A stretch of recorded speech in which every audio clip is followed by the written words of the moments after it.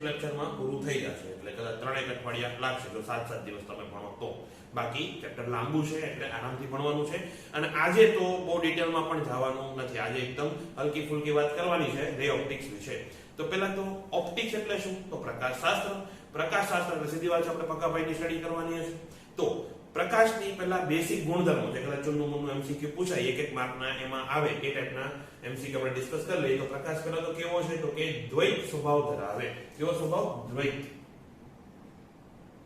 એટલે કે ટૂંકમાં દ્વૈત એટલે કે ટૂંકમાં એ ડબલ ડાર્ક ટાઈપનો પદાર્થ છે એટલે કણ પણ હોય અને તરંગ પણ હોય કણ અને તરંગ બંને રીતે અસ્તિત્વ ધરાવે ક્યારેક કણ તરીકે વર્તે ક્યારેક તરંગ તરીકે વર્તે એ વસ્તુ આપણે પછી કરશું તો પહેલા કેવો છે તો કે બેવડો સ્વભાવ ધરાવે અને બેવડો માણસ છે પછી જો એ તરંગ તરીકે વર્તે તો એ કેવો છે તો કે વિદ્યુત ચુંબકીય તરંગ તરીકે એ વિદ્યુત ચુંબકીય તરંગ છે વિદ્યુત ચુંબકીય તરંગ નામનું આપણી પાસે આખું ચેપ્ટર છે એટલે એ વસ્તુ આપણે ત્યારે ડિસ્કસ કરશું શોર્ટમાં અત્યારે એટલું સમજો કે એ વિદ્યુત ચુંબકીય તરંગ છે જો એ વિદ્યુત ચુંબકીય તરંગ હોય તો એની પાસે વેવલેન્થ પણ હોય એટલે કે તરંગ લંબાઈ પણ હોય અને આવૃત્તિ પણ હોય તો પ્રકાશની ઝડપ નંબર 3 માં શું છે તો કે પ્રકાશની ઝડપ શેના વડે અપાય તો કે તરંગ લંબાઈ ગુણ્યા એની આવૃત્તિ અને આ ખાલી પ્રકાશ માટે સાચું નથી કોઈ પણ તરંગ હોય એનો વેગ કેવી રીતે અપાય તો કે વેવલેન્થ એટલે કે તરંગ લંબાઈ ગુણ્યા એની આવૃત્તિ એટલે આ થશે પ્રકાશની તરંગ લંબાઈ બીજું કે જો એક કણ તરીકે વર્તે તો એને કહેવાય ફોટોન કે કણ તરીકે શું છે એના જે કણ છે એને કહેવાય ફોટોન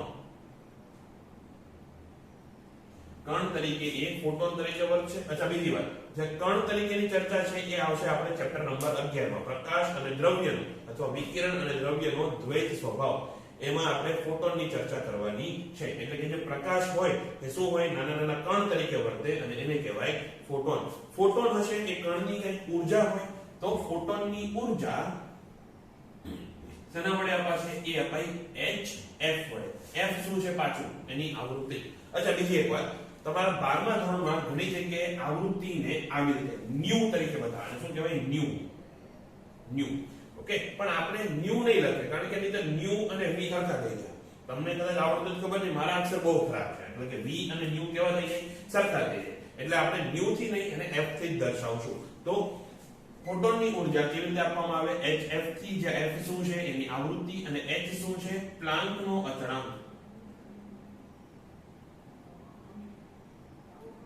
અને એનું મૂલ્ય એ ત્યારે 6.34 પછી વાત ઓકે ત્યારે એને શું કહેવાય પ્લાન્કનો અચળાંક કહેવાય પછી શૂન્યાવકાશમાં આ c કેટલું થાય તો અહીંયા c થશે 3 ગુણ્યા 10⁸ બધાને ખબર છે અને 3 લાખ મીટર પ્રતિ સેકન્ડ પણ સોરી 3 લાખ કિલોમીટર પ્રતિ સેકન્ડ ક્યારે શૂન્યાવકાશ હોય તો અલગ માધ્યમમાં પ્રકાશની ઝડપ અલગ હશે એ ફરીથી આપણે આ ચેપ્ટરમાં જોવાનું છે અને બીજું પ્રકાશ જે છે એમ જેમ મેં કીધું કે કણ છે તો એની ઊર્જા પણ હશે અને વેગમાન પણ હશે પણ દળ નહીં હોય ફોટોન કેવો છે દળ રહિત પણ એની ઊર્જા તથા વેગમાન હશે એટલે કે ઊર્જા આપણે હાફ mv² થી નો આવે ઊર્જા હાફ mv² થી આવે નહીં ઊર્જા શેનાથી આવે hf થી આવે એ તો મેં તમને કીધું અને વેગમાન માટે તમને એક જ સૂત્ર ખબર છે કે mv અને જેમ કહું કે દળ રહિત છે તો m બરાબર તો 0 તો પછી p બરાબર આ કેમ થાય તો એ બધી વસ્તુ આપણે પછી જોઈશું કે ફોટોનનું વેગમાન તમે કેવી રીતે શોધી શકો કોઈ પણ વસ્તુ જો ઊર્જા ધરાવતી હોય તેની વેગમાન તમે શોધી શકો ગતિ ઊર્જા ટાઈપની જો ઊર્જા ધરાવતી હોય તો તમે એનું વેગમાન શોધી શકો આટલી વસ્તુ અત્યારે યાદ રાખો ડિટેલમાં બહુ જવાની જરૂર નથી અત્યારે ખાલી તમને હું ઇન્ટ્રોડક્શન જ આપું છું એક પોઈન્ટ ઉપર તમારે ચેપ્ટર ભણી શકાય એવું થાય બેવડો સ્વભાવને જે છે એ તમારે 11માં આવશે 11માં નહીં 11મા ચેપ્ટરમાં આવશે અને બાકી બધું આ ચેપ્ટરમાં એની પછીના ચેપ્ટરમાં આપણે બધી ચર્ચા ડિટેલમાં કરવાની છે તો આ થઈ ગયું પ્રકાશનું ઇન્ટ્રોડક્શન એટલે કે એની જાણકારી ડિટેલમાં જે એક માર્કના એમસીક્યુ આવે એના માટે એની પછી જેનો આપણે ઉપયોગ કરવાની છે આ ચેપ્ટરમાં એને કહેવાય કિરણો તો પ્રકાશનું કિરણ એટલે શું તો કે પ્રકાશ જે માર્ગ પર ગતિ કરે જે સૂર્ય માર્ગ પર ગતિ કરે એને શું કહેવાય પ્રકાશનું કિરણ એને કઈ તમારે લખવાની કઈ જરૂર નથી અહીંયા હું બોર્ડ ઉપર ભણાવવાનો નથી પીડીએફ તમને સેન્ડ કરી દઈશ હું પીડીએફ માંથી જોઈન ભણાવું છું કારણ કે આ બધા નાના પોઈન્ટ એવા છે કે પોઈન્ટ કદાચ સ્કીપ થઈ જાય, એટલે સ્કીપ ન થાય એટલા માટે હું પીડીએફ માંથી જોઈને જ અત્યારે કહું છું કે શું છે કિરણ. કિરણ શું કહે કે જે સૂર્ય માર્ગ ઉપર કે પ્રકાશ ગતિ કરતો હોય એને કહેવાય કિરણ. પછી એક કિરણ તો હોય, કિરણનો ઢગલો હોય, એને આખું બંડલ હોય, એટલે આવે કિરણ પુંજ. કિરણ પુંજ એટલે કિરણનો સમૂહ, કે કિરણ જે જ્યારે પ્રકાશ આગળ વધતો હોય ત્યારે એક કિરણ તો હશે, એટલે કે આખું જે જથ્થો હોય કિરણનો એને કહેવાય કિરણ પુંજ. એટલે હવે આપણે ખરેખર જોવાનું છે કિરણ પુંજના પ્રકાર. આ વસ્તુ તમને ડાયરેક્ટલી નહીં પૂછે, કિરણ પુંજના પ્રકાર તમને ડાયરેક્ટલી કોઈ પૂછવાનું નથી, પણ દાખલા સોલ્વ કરતી વખતે એ બધી વસ્તુઓ આપણે યુઝ કરવાનો છે, એટલે હું તમને કહું છું. અને કિરણ પુંજના પ્રકારમાં પહેલો પ્રકાર આવે કેન્દ્રિત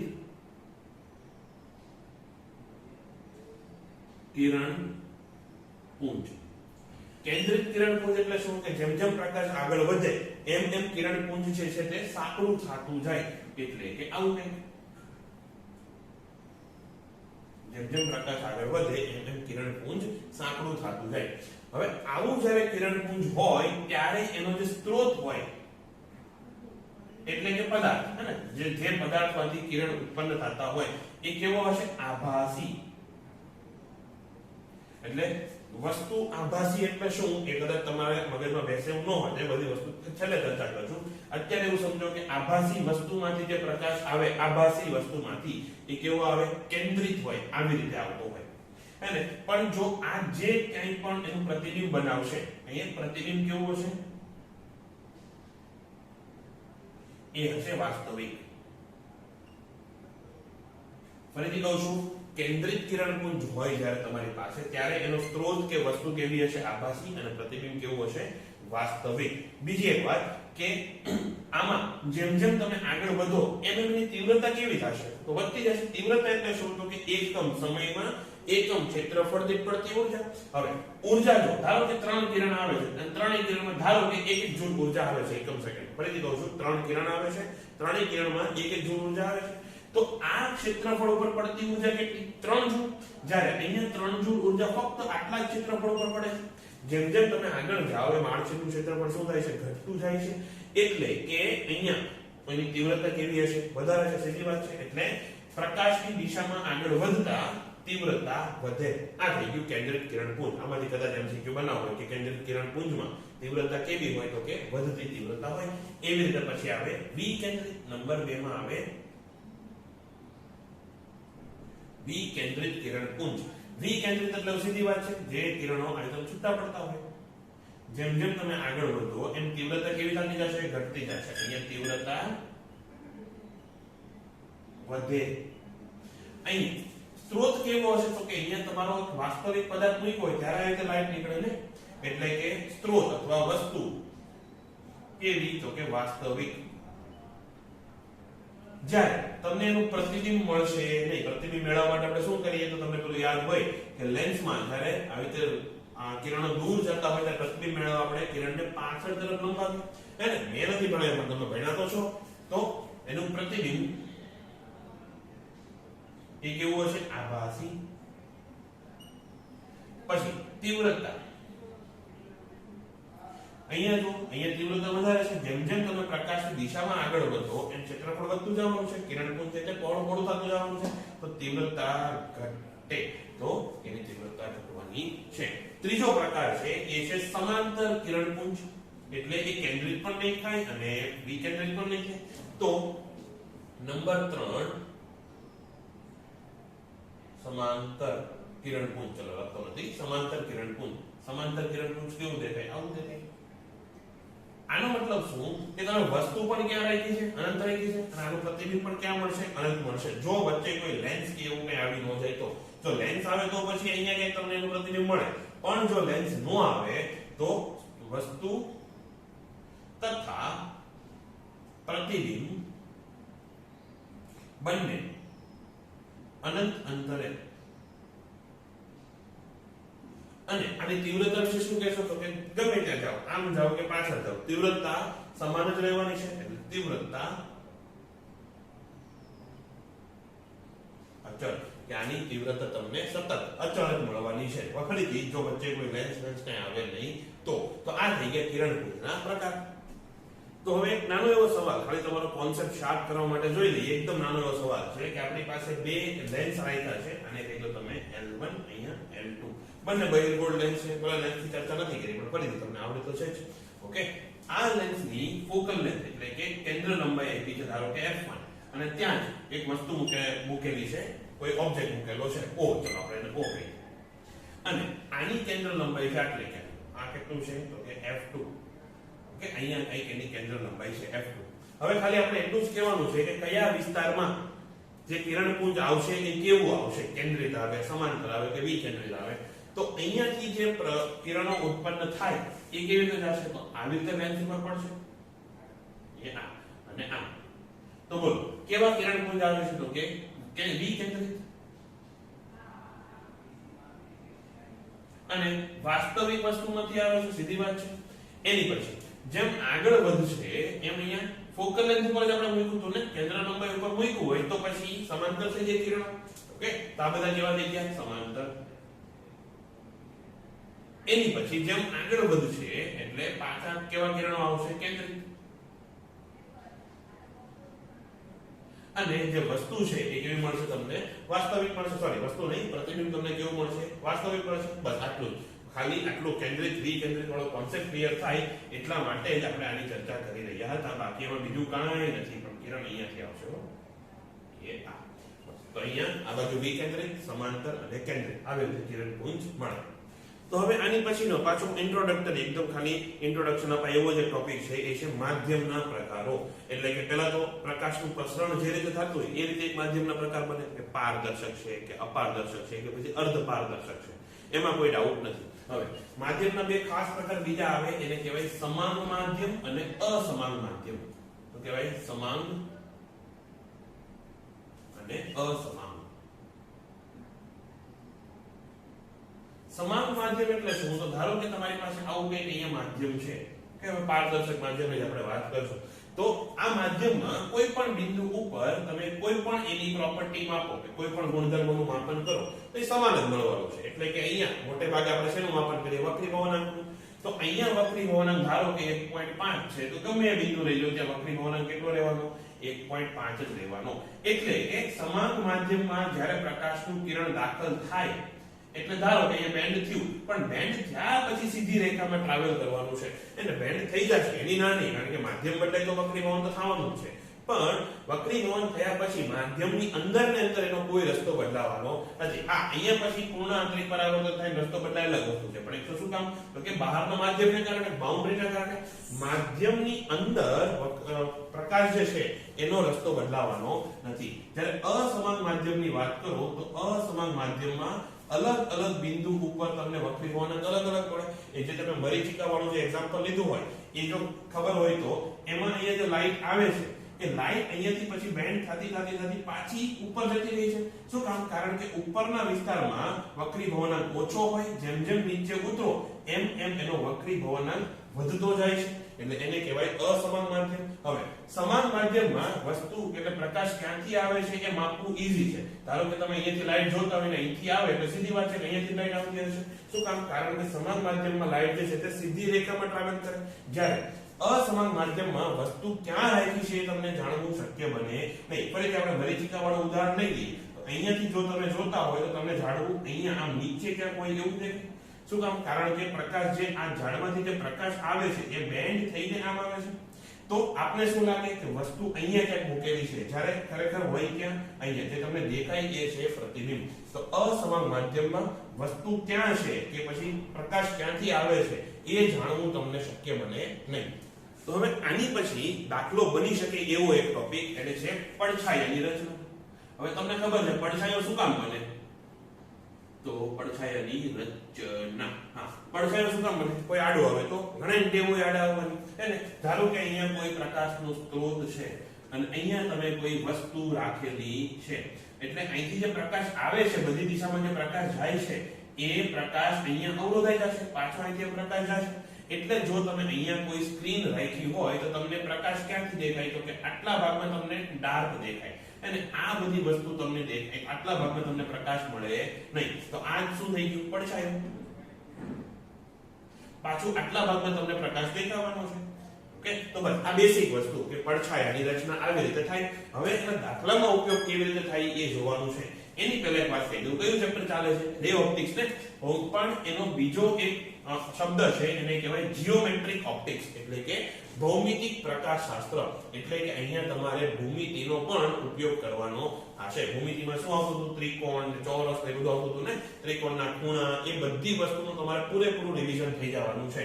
એટલે જો તમે ભૂમિતિમાં કાચા હોય 8 9 10 માં જો તમને ખબર પડી ન હોય તો થોડુંક રિવિઝન કરી લેજો પેલા એકરૂપ સમરૂપ ત્રિકોણો ને એ બધી વસ્તુનું. ખૂણો, કયો ખૂણો સરખો હોય, જેમ કે આ બે સમાંતર રેખા હોય અને આની છેદિકા હોય. અહીંયા જો હું ખૂણો થીટા લઈ લઉં એનો મતલબ આ ખૂણો પણ થીટા થાય, એનો મતલબ આ ખૂણો પણ થીટા થાય, અહીંયા પણ ખૂણો થીટા થાય. બીજી વસ્તુ, અહીંયા ખૂણો જો હું x લઈ લઉં તો x કેટલો હોય? 180 માઈનસ થીટા હોય. અહીંયા પણ ખૂણો x થશે, અહીંયા પણ ખૂણો x થશે, અહીંયા પણ ખૂણો x થશે. આ બધી બેસિક વસ્તુ તમને ખબર હોવી જોઈએ. આ બધી જ વસ્તુનો ઉપયોગ આપણે પડછાયાની રચના મતલબ કે આખું રે ઓપ્ટિક્સ પર કરવાના છીએ. આવો પાછા ટોપિક ઉપર શું છે? પડછાયાની રચના. અને એમાં હવે તમારે ઉદાહરણ દાખલો લખવાનો છે. તો આજનો પહેલો દાખલો, આગળ જે પેલું હતું કેન્દ્રિત, વિકેન્દ્રિત અને સમાંતર કિરણ વાળો જે દાખલો એક બનાવ્યો હતો, એક નાનો MCQ હતો. ખરેખર આમ દાખલા નંબર 2 છે, બાકી આજનો પહેલો દાખલો. 1 મીટર ત્રિજ્યાની સમક્ષિતિજ અપારદર્શક તકતીની 2 મીટર નીચે બિંદુવત સ્ત્રોત મૂકેલો છે. એટલે કે આ આપણી તકતી, ધારો કે છે તકતી 3D માં જો જોવો તો આખું સર્કલ બને, આપણે આખું સર્કલ બનાવવું નથી. એની ત્રિજ્યા આપી છે, એટલે કે અહીંયાથી અહીંયા સુધીનો ભાગ એ કેટલો છે? 1 મીટર. એ બધી વસ્તુ પછી મૂકશું. એટલે કે 1 મીટર ત્રિજ્યાની એક તકતી લીધી છે. તો કામ કરીએ, આકૃતિ થોડી સાઈડમાં બનાવીએ એટલે દાખલો કરવો ઈઝી પડે. તો અહીંયા આપણે મૂકો તકતી, ઓકે, અને આટલો ભાગ કેટલો છે? 1 મીટર. એનાથી 2 મીટર નીચે, એટલે કે એક્ઝેક્ટ અહીંયા આપણે એક સ્ત્રોત મૂકેલો છે. તો આને કહી દો S. હવે તકતીથી 4 મીટર ઉપર છત ઉપર રચાતા પડછાયાની ત્રિજ્યા તમારે શોધવાની છે. એટલે કે આ છત અને હવે પડછાયો ક્યાં બનશે? તો એને ધારને જોડી દેવાની. એ આટલે ક્યાં બનશે? અને તો પડછાયો અહીંયા પણ તો તમે ધાર જોડો તો આમ, તો આટલા ભાગમાં તમને પડછાયો મળશે. હવે ધારો કે તકતી છે ABC, એટલે કે અહીંયા A, આ ભાગ B અને આ ભાગ C, અને આ જ લાઈનને ઉપર જોડી દો તો અહીંયા તમને પડછાયાનું કેન્દ્ર મળે. અને એને નામ આપી દો BC આપ્યું ને, અહીંયા આપો D, આ E અને આ F. અત્યારે ખરેખર આપણે કામ તો આ SEF અને SBC આ બે ત્રિકોણનું જ છે, પરંતુ તમને એક આઈડિયા આવે કે આનો પડછાયો કેવો મળશે, તો કે આવું આખું એક સર્કલ ડાર્ક મળવાનું છે. એટલા માટે આ તમને સમજાવ્યું. હવે ત્રિજ્યા આપેલી છે, એટલે કે BC બરાબર તમને કહી દીધું છે. BC બરાબર કેટલા છે? 1 મીટર. બીજી વસ્તુ, આ નીચેનું અંતર આ કેટલું આવ્યું છે? 2 મીટર. કે સ્ત્રોત જે છે એ તકતીથી 2 મીટર નીચે છે, એટલે કે SB બરાબર 2 મીટર. બીજું, B થી E તકતીથી કેટલું ઊંચું છે? 4 મીટર, એટલે કે EB બરાબર કેટલા છે? 4 મીટર. બસ આટલી વસ્તુ તમને કીધેલી છે.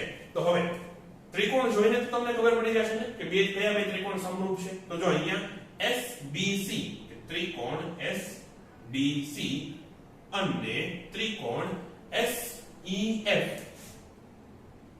કેવા છે? સમરૂપ ત્રિકોણ છે.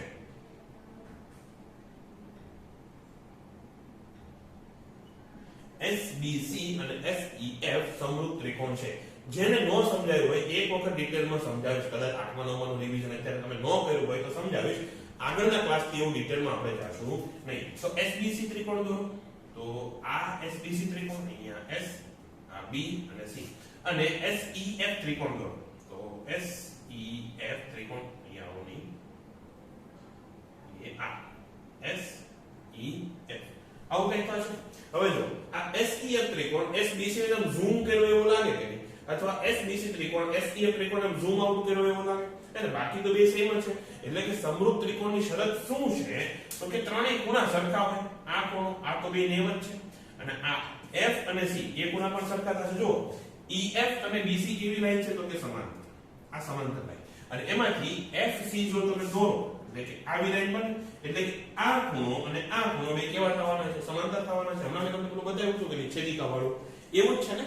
એટલે કે અહીંયા જો F અને C બરાબર છે, E અને B તો બે નેમ જ છે, અને આ ખૂણો S તો બે એક જ છે. એટલા માટે આ બે ત્રિકોણ કેવા છે? સમરૂપ ત્રિકોણ છે. એક્ઝામમાં તમારે આટલું ડિટેલમાં લખવાનું જ ન આવે. જો કે બોર્ડમાં તમારે આવો કોઈ દાખલો આવશે નહીં, Z1 તમારે સોલ્યુશન લખવાનું નથી, પણ તમારે આવી રીતે સોલ્વ કરવાનું રહે કે તમારે સમરૂપ ત્રિકોણ આઈડેન્ટિફાઈ કરવાના. અચ્છા, આવા બીજા બે સમરૂપ ત્રિકોણ આઈડેન્ટિફાઈ કરો તો આવું કહેવાય SAC અને SDF એ બે પણ સમરૂપ છે. હા જો S ખૂણો તો બે માટે સરખો પાછો, ત્રણ બે ત્રિકોણમાં S ખૂણો તો એક જ છે. ખૂણો D અને ખૂણો A સરખા થવાના, પાછું છેદિકાવાળું લોજિક લાગે. એ રીતે ખૂણો F અને ખૂણો C તો હું આપણે સાબિત કર્યું કે બે સરખા છે, એટલે કે SDF અને SAB બંને કેવા છે? સમરૂપ છે. એનું પણ આપણે અત્યારે કઈ કામ નથી. હવે જો સમરૂપ ત્રિકોણ હોય તો બાજુના ગુણોત્તર સરખા થાય. એટલે કે અહીંયા જો SB ના છેદમાં SE લઈ લો, SB ના છેદમાં SE લીધું તો એ કેટલું થાય? આપણે શું શોધવું છે?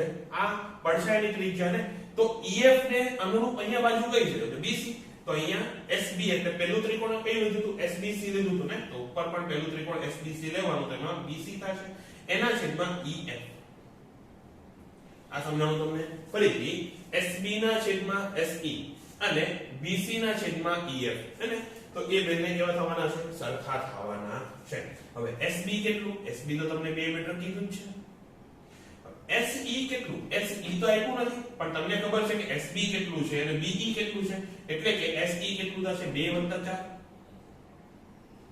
એના બરાબર BC કેટલું છે? આપ્યું છે, હા 1 મીટર કીધું હતું. એના છેદમાં EF તમારે શોધવાનું છે. EF કેટલું થાય? તો હવે ડાયરેક્ટ લખું. હવે એટલા બધા તો લખવું કોઈ નથી ને, કે EF બરાબર કેટલું થશે? 3 થશે. આ કેટલું થાય? 2/6 1/3. તો EF ઉપર રહે એટલે તમને અહીંયા આવશે, તો EF બરાબર આવશે 3. એટલે કે તમારો જે પડછાયો બને એની ત્રિજ્યા કેટલી થાય? 3. હજી આ દાખલાને આગળ લઈ જાવ હોય તો એમ કે એનું ક્ષેત્રફળ કેટલું થશે? તો πr² કરી નાખો, હે ને? અથવા એમ કે એનો પરિઘ કેટલો થશે? 2πr કરી નાખો. તો આ દાખલાને આગળ એવી રીતે એક્સટેન્ડ કરવો હોય તો કરી શકાય. કરો કે ત્રિજ્યા શોધવાની બદલે તમને પરિઘ કે પછી ક્ષેત્રફળ શોધવાનું કે, અથવા એવું પણ કે આ જે કિરણ બને છે એના કારણે જે શંકુ બન્યો એનું તમે કદ શોધો. તો શંકુનું કદ કેટલું થાય? 1/3 πr² અને ગુણ્યા ઊંચાઈ. તો એ r તો મળી ગયો. પછી h કેટલો થશે? તો એક આખો SE એટલે કે 6. આવી રીતે પણ પૂછી શકે. મતલબ આ દાખલો તમને બેસિક કરાવી દીધો, એના વેરીએશન તો જેટલા બનાવવા હોય એટલા બની શકે. અચ્છા, બીજી એક વાત કહી દઉં કે આ ચેપ્ટરનું કામ કેવું છે? તો કે મિકેનિક્સ જેવું. મિકેનિક્સમાં તમને હું કદાચ 1000 દાખલા શીખવાડું તોય 1000 ને એક દાખલો તમને મળે. અલગથી દાખલા જેટલા બનાવવા હોય એટલા બની શકે. એવી રીતે રે ઓપ્ટિક્સમાં પણ જેટલા દાખલા બનાવવા હોય એટલા બની શકે. તો પછી બધા દાખલા કરાવવા તો શક્ય નથી. એટલે જ કીધું કે નાનું એવું ચેપ્ટર છે 20 લેક્ચરનું, પણ 20 લેક્ચર લીધા પછી એ પૂરેપૂરું બધા કોન્સેપ્ટ ક્લિયર થઈ જશે. કોન્સેપ્ટ બધા કવર થઈ જશે, પણ બે કોન્સેપ્ટ મિક્સ કરીને જેટલા દાખલા બનતા હોય બધા બનાવવા શક્ય નથી. પણ આ બેસિક વસ્તુ તમને ખબર હોવી જોઈએ. પછી એમાંથી આગળ કેટલા વેરીએશન બને તે પછી બનાવવા વાળા ઉપર આધાર રાખશે. તો અત્યારે આનો જવાબ કેટલો આવશે? 3. હવે આની પછી એક્ઝામ્પલ નંબર 3 રકમ લખો અથવા PDF માં જો મારી જેમ કે 2 મીટર ઊંચાઈનો એક માણસ 10 મીટર ઊંચાઈના ટાવરથી 4 મીટર અંતરે ઉભેલો છે. તો સૌથી પહેલા કામ સુંદર ડાયાગ્રામ. તેને ખબર હશે, ખબર પડી ગઈ કે કોનો ડાયલોગ છે. ઓકે, તો પહેલા આકૃતિ બનાવીએ. આકૃતિમાં શું કીધું છે? તો કે 2 મીટર ઊંચાઈનો એક માણસ. તો ચલો આ અમિતાભ બચ્ચન 2 મીટર ઊંચાઈનો. એની પછી ટાવરની ઊંચાઈ કેટલી છે? તો કે 10 મીટર. એટલે 20 કેમ લખ્યું ભાઈ? 10 મીટર. તો આવી રીતે ઊભો છે અને 4 મીટર અંતરે ઊભો છે. તો આ અંતર 4 મીટર. હવે એનાથી આગળ ટાવરની ટોચ પર બિંદુવત સ્ત્રોત રાખેલો છે. એટલે કે ટાવરની ટોચ ઉપર આપણે એક લાઈટ રાખી છે, બિંદુવત સ્ત્રોત S. ઓકે, એનાથી આગળ તો પડછાયાની લંબાઈ શોધવાનું છે કે આનો પડછાયો બને એ કેટલો લાંબો બનશે. પછી અમિતાભ બચ્ચનને હક નથી. 2 મીટર પ્રતિ સેકન્ડની ઝડપથી એ ટાવરથી દૂર જાય છે. એટલે હવે તે અમિતાભ બચ્ચન આગળ ચાલવાનું ચાલુ કરે છે. તો પછી પડછાયાની લંબાઈના વધારાનો દર શોધવાનો છે. સીધી વાત છે, જેમ જેમ આગળ જાય છે એનો પડછાયો લાંબો થતો જવાનો છે. તો એ પડછાયાની લંબાઈમાં કંઈક વધારો થવાનો છે, એનો દર શોધવાનો છે. આટલી વસ્તુ 3 વસ્તુ શોધવાની કીધી છે. 3 ની 2. એક તો પહેલા પડછાયાની લંબાઈ અને પછી જેમ આગળ જાય એ સમયે પડછાયો કેટલો લાંબો થતો જશે, એકમ સમયમાં પડછાયાની લંબાઈમાં કેટલો વધારો આવશે એ આપણે શોધવાનું છે. તો પડછાયાની લંબાઈ શોધવી તો ઈઝી છે. પહેલા તો પડછાયાની લંબાઈ શોધવા માટે આપણે જોઈ લેવાનું કે પહેલું કિરણ અહીંયા ક્યાં પહોંચશે? તો અહીંયા પહોંચશે. એની સિવાયના બધા કિરણ તો વચ્ચે બ્લોક કરી દેશે. ઓકે, ઓકે, તો અહીંયા હવે આપણે નામ આપીએ. આને s કીધો, આને તમે a કીધો, આને તમે b કીધો અને આ c, અને જે અહીંયા હોય તો એને કીધો d. આ ત્રિકોણ તમારો બની ગયો. એટલે કે પડછાયાની લંબાઈ કેટલી bc, અને તમે અત્યારે y કીધું. આ લંબાઈને અત્યારે x કહી દો.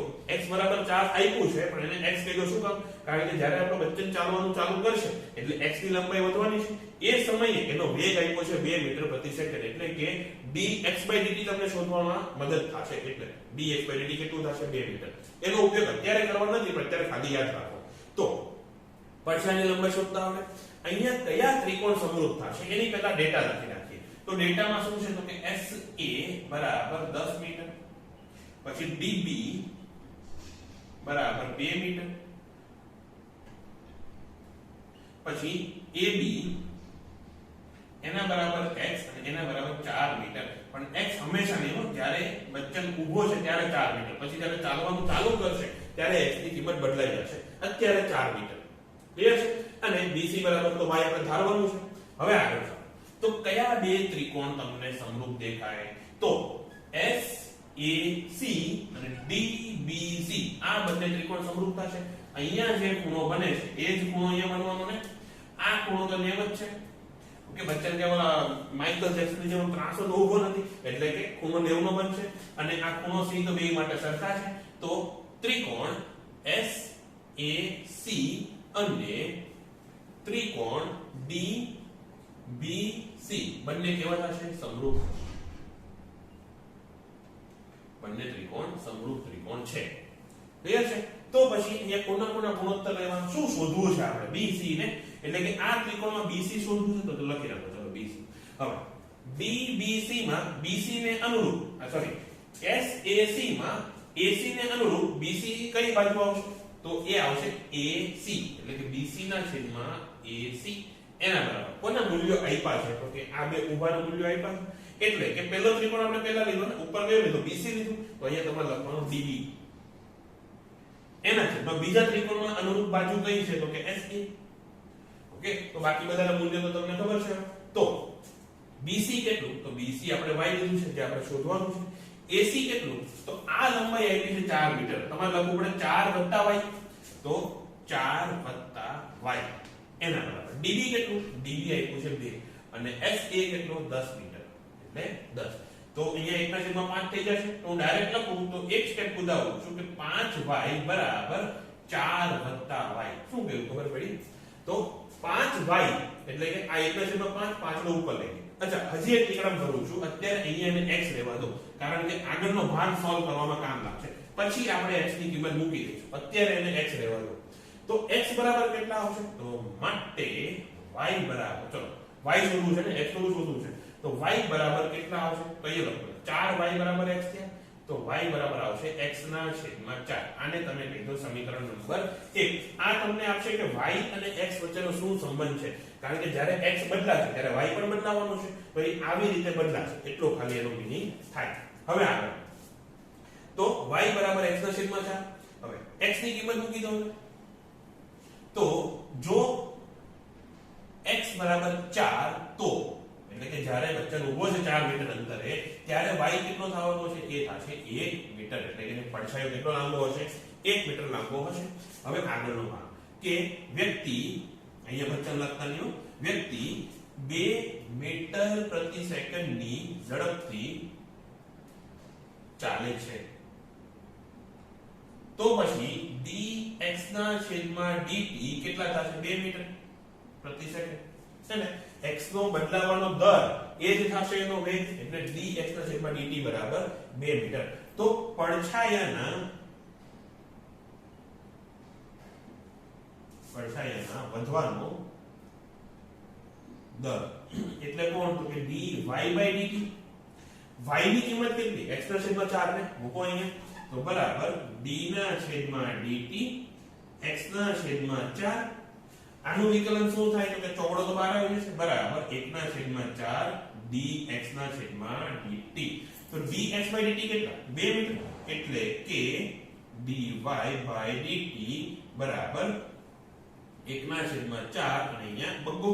તો આ થશે 1 ના છેદમાં 2 મીટર પ્રતિ સેકન્ડ. dy dt કેટલું આવ્યું? 1/2 મીટર પ્રતિ સેકન્ડ. બીજું શું y ના બદલાવાનો દર, શું લંબાઈના વધવાનો દર એ x ઉપર આધાર રાખે છે ખરો? અને y x ઉપર આધાર રાખે છે. હું કેટલો દૂર ઊભો છું એની ઉપર આધાર રાખે છે, મારો પડછાયો કેટલો લાંબો છે.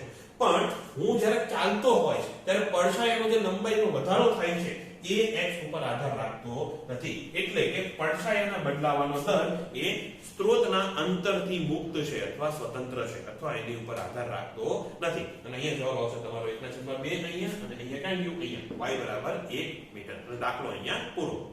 ચલો આની પછી પાછો ચુન્નુમુન્નો ટોપિક કે પ્રકાશનું પરાવર્તન, પરાવર્તનના નિયમો ને એ બધું બોર્ડમાં ભણ્યા છો એટલે ફટાફટ આપણે એનું રિવિઝન કરીએ.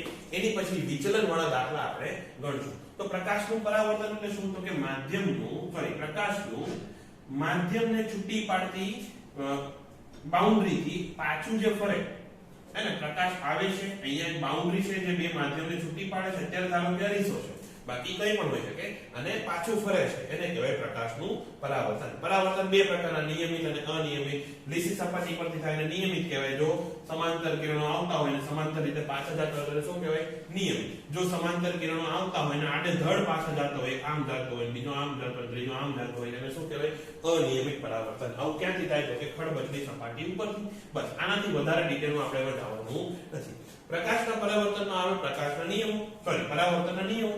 તો આપણે સપાટી ઉપર જ્યાં કિરણ પડે છે ત્યાં લંબ દોરવો પડે.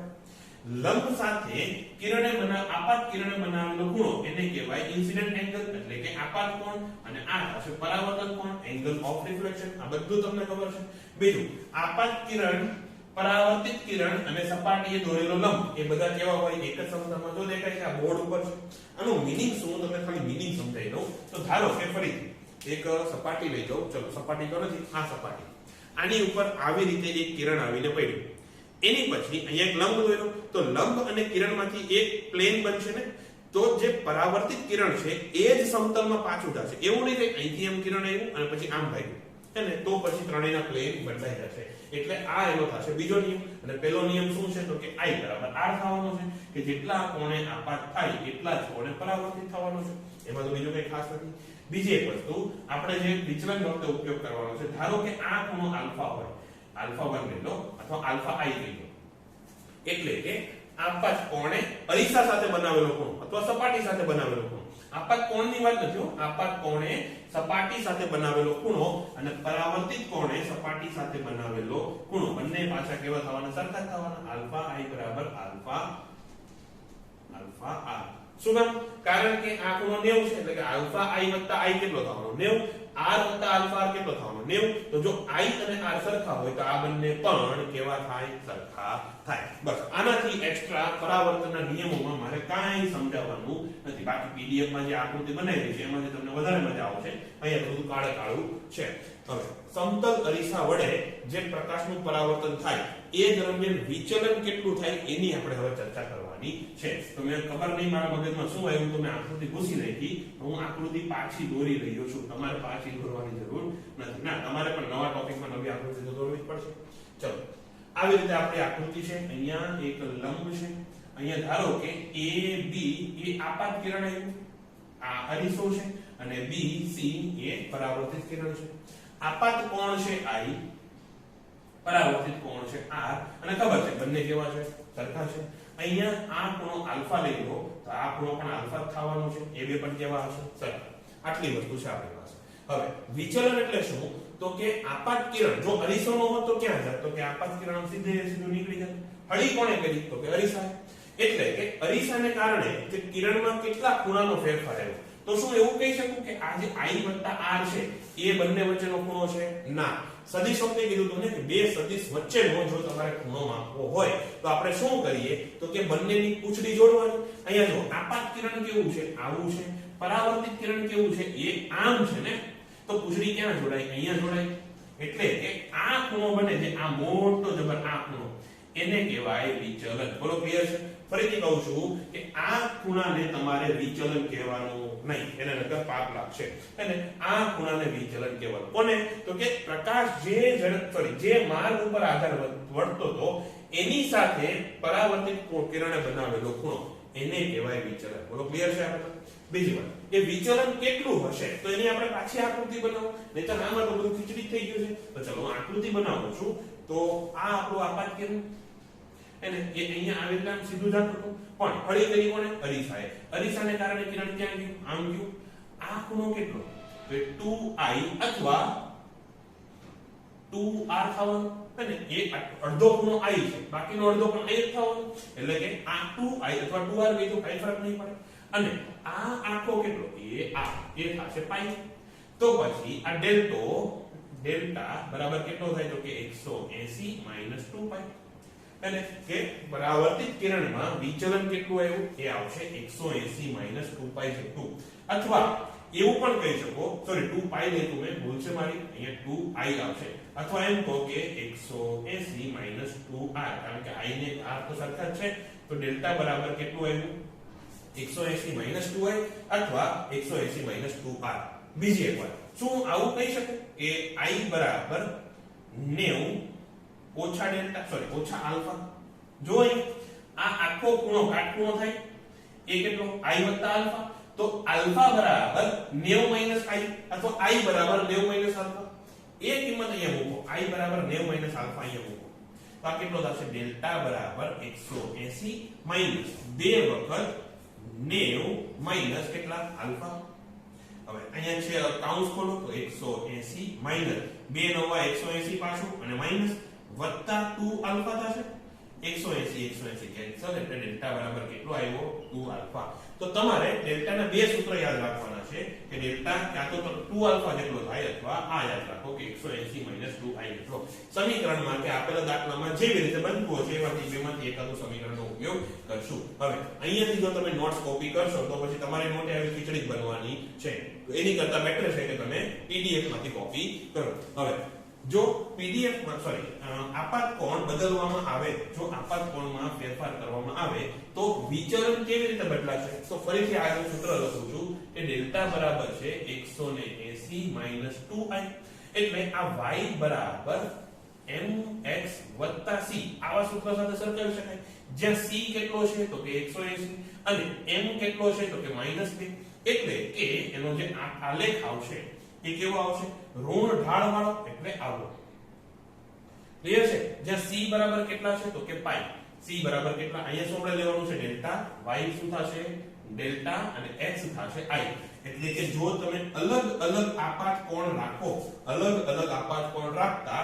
ડેલ્ટા ની કિંમત કેવી આવે તો એનો જો તમે ગ્રાફ પ્લોટ કરો તો આવો આવે એનો મતલબ મિનિમમ ડેલ્ટા કેટલો આવે તો ડેલ્ટા મિનિમમ એટલે કે કેવી રીતે આપાત કરો આપાત કોણ કેટલો હોય તો ડેલ્ટા નાનામાં નાનો થાય તો નાનામાં નાનો ડેલ્ટા કેટલો છે 0 નાનામાં નાનો ડેલ્ટા છે 0 ક્યારે આવે કે જ્યારે i બરાબર કેટલા હોય તો અહીંયા આ ખૂણો આવશે π/2 આ હમણાં સમજાવો કે જ્યારે i બરાબર શું હોય π/2 બેયની આપણે આકૃતિ બનાવશું આ ડેલ્ટા મિનિમમ થઈ ગયું એવી રીતે ડેલ્ટા મેક્સિમમ બનાવો તો ડેલ્ટા મેક્સિમમ બરાબર આવશે જો ડેલ્ટા ની મેક્સિમમ કિંમત કેટલી છે પાઈ છે તો ડેલ્ટા મેક્સિમમ બરાબર પાઈ આવશે એ ક્યારે આવશે તો કે જ્યારે i બરાબર કેટલા છે i બરાબર 0 છે ત્યારે ડેલ્ટા કેટલો આવશે પાઈ એટલે અહીંયા i બરાબર 0 હવે આ બંને કિસ્સાને આપણે ચર્ચા કરીએ અને એની પછી આપણે ક્લાસ પૂરો કરીએ તો આપાત કોણ આપણે પહેલા કેટલો લેવાનો છે 90 તો 90 આપાત કોણ વાળી આકૃતિ બનાવો તો જરા તો આ આપણો